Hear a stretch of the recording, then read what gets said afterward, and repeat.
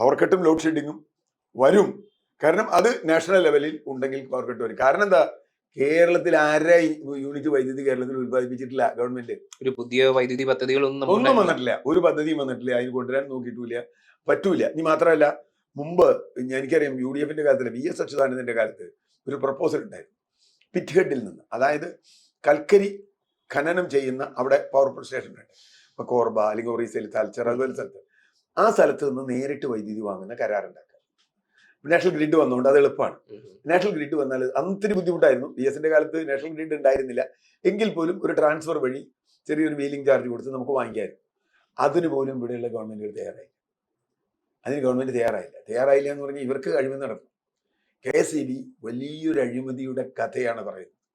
അഴിമതിയുടെ കഥ രാഷ്ട്രീയത്തിന്, എന്നിട്ട് അഴിമതി ചെയ്യുകയും മറ്റുള്ളവർ അഴിമതിക്കാരാണെന്ന് പറയുകയും നാട്ടുകാരുടെ കാശ് കൊള്ളയടിക്കുകയും ചെയ്ത കാര്യമാണ് ഇത്. തങ്ങളുടേതല്ലാത്ത നേട്ടങ്ങൾ തങ്ങളുടേതാണെന്നുള്ള രീതിയിൽ അവതരിപ്പിക്കുക.